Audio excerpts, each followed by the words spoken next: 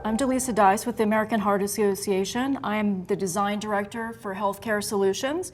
I focus primarily on emergency care, also work cross-functionally and provide some training for our lay audience as well. And I'm Tracy Huckabee with Principal Technologies. PT designs and develops custom training solutions. And Delisa and I have worked together collaboratively since 2014 on a number of projects. Today we're going to talk about two in particular. And we'll get started. All right, so our session is about learning in the attention economy, but what is the attention economy? We like this photo because we think it does a good job of capturing this. We've all seen this while we're driving. We may be guilty of it. We can't wait for anything today.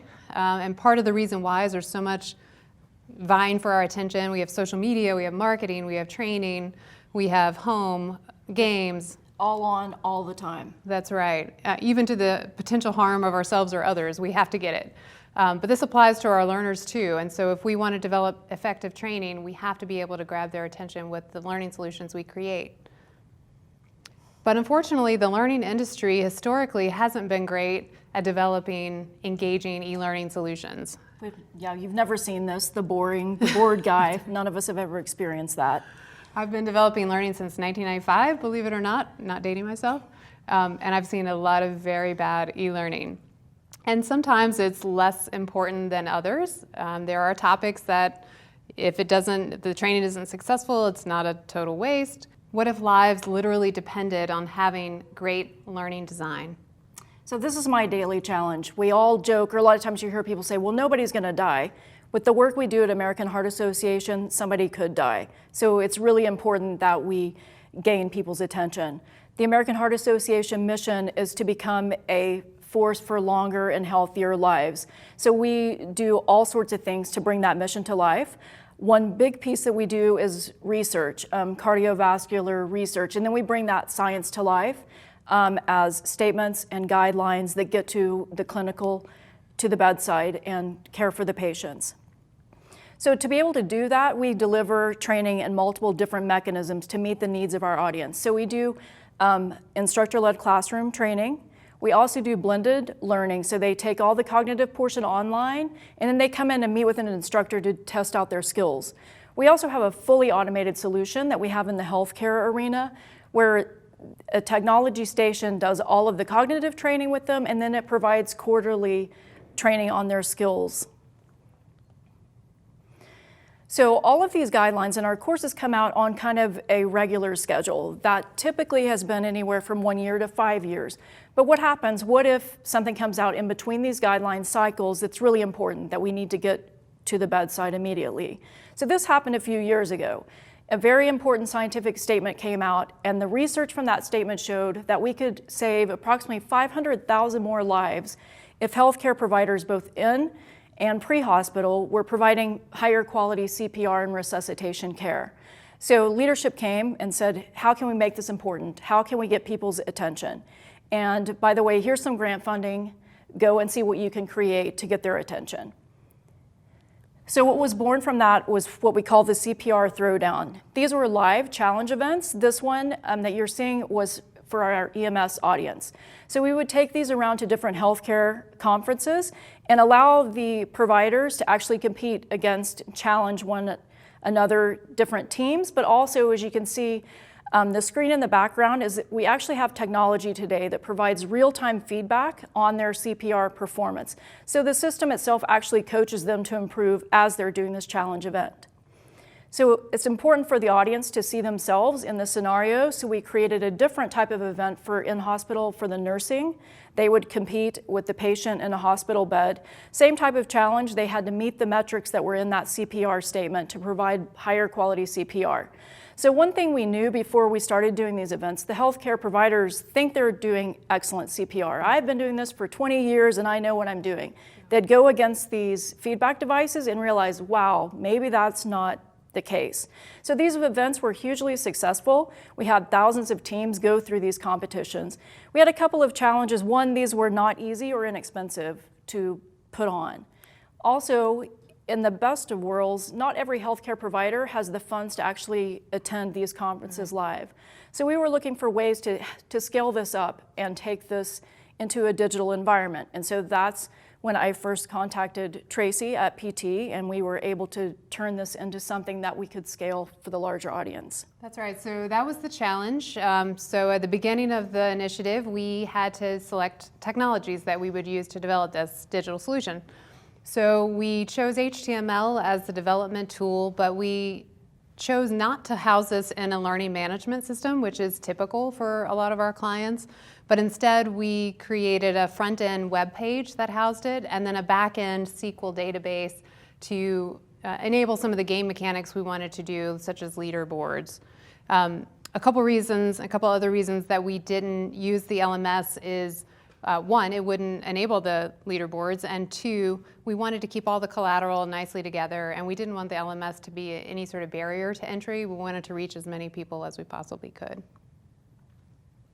So when we started the design, luckily we were able to leverage a lot of the design elements from the original live event, the Throwdown. So we repeated the pit crew type of theme or racing theme, which grabbed them right away.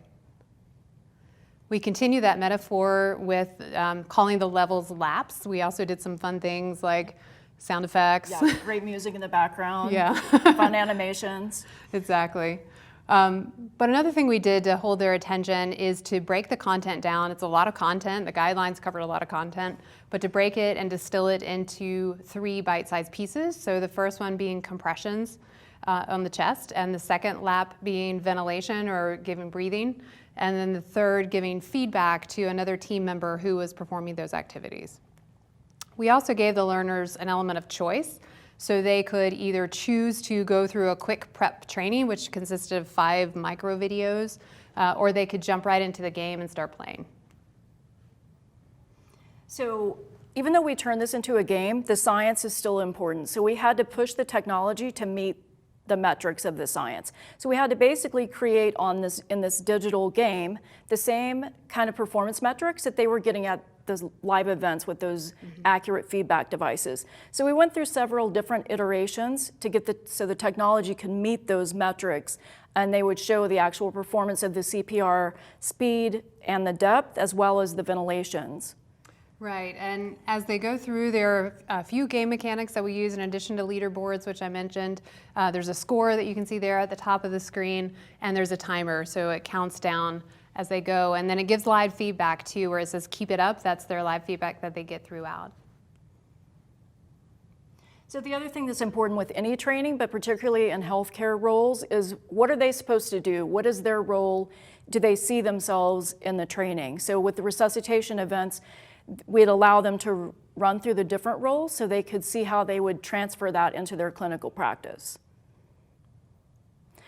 So the other thing, we knew that part of our healthcare audience is really big on social media, so we wanted to leverage them to allow them, one, to get some bragging rights and share, look what I just scored or what I won, but also to help push the larger message so it drives them back to that website that Tracy was showing. And there they can access all the other scientific and healthcare information to help them better care for their patients. So one philosophy that we have in my department at AHA is if it's important enough to create it, it's important enough to promote it, to get the message out and make sure that these tools and this training is being used by the audience. And that's a bit novel to think about promoting learning in the same way we would promote anything else with a full marketing campaign. But one of the things we did to help the promotional efforts is to create a teaser video, or rather a movie trailer style video that could drum up excitement, and it featured screenshots from the live course. So now we're going to transition a little bit to another topic. It had a very different outcome because it was a very different audience, very different topic. Yep, so unfortunately, I'm sure you've all heard now of the opioid crisis that is affecting our country. So this, as Tracy mentioned, it was a very serious topic that we chose to address in a different way. Every day, 130 people are dying from the opioid crisis. So with the resuscitation care that we already do, we're already addressing opioid overdose and how they would respond as a clinician or even just a lay audience or a coworker if you saw someone collapse from a suspected opioid overdose. So we wanted to create a course, a microlearning course that would allow them to rapidly get the information they needed, either in the healthcare environment or to respond to a coworker, a friend, or a family member to be able to help the person get the care and the treatment that they needed. So this was a tight time frame project. We needed to get out a version 1, I think, in 6 weeks, and then a version 2, which would be more robust after that. So one of the things we did was Delisa flew out to the PT offices right at the very beginning of the project so that we could collaborate and brainstorm as a team. We had members from development there, graphic design, project management, instructional design, so we had multiple perspectives. So we brainstormed the look and feel as well as the functionality. And we iterated the design. So initially we knew that we needed to create the 2 courses. We also knew that immediately, for several reasons, we wanted to get out version 1. So we were actively building and creating that at the same time, kind of in a parallel path, planning for what we were going to do for V2. And the technologies we used in this solution for version 1, we used Articulate Storyline, which is a rapid development tool. And then for version 2, we used pure HTML, which allowed us to have a fully responsive solution and with more WCAG compliant accessibility features. But both solutions were accessible and met the WCAG compliance guidelines. So we wanted, again, to create an engaging front door to the course. We chose to do these icons and allow them to see the way that they would work through the course in kind of this circular versus a linear kind of menu. We also use the AHA branding. You can see the AHA heart and torch in the center, and that with the percentage showing them where they're at, how much they have left to complete the entire course. We wanted to have a lot of variety in the interactions, even though we had a bit of a constraint with the WCAG compliant guidelines. So we created over 20 different interactions. As you can see, the image here on the left is what the menu adjusted to automatically on screen. So it went from the spiral menu to the more linear menu. Every single interaction, every single screen does that, so it optimizes for mobile. We also created some custom illustrations, which we then animated and turned into videos, demonstrating the most important processes. So in this course with this content, it was showing administration of Narcan during an overdose in 4 different ways. We also were able to bring actual patient cases to life in this course. So for the healthcare provider course, we have 3 different patient scenarios that the healthcare provider then interacts in the way that they can show what they would delineate or what's important for this particular patient's care. One of those cases then actually also James presents as a coworker in the lay case, so it shows them again how they would respond to be able to help him from the overdose, the immediate help, as well as helping support him as he's dealing with his opioid use disorder. And the case studies allowed us to bring in some narrative as well, so we could talk about some of the patient personas that were most likely to have overdoses.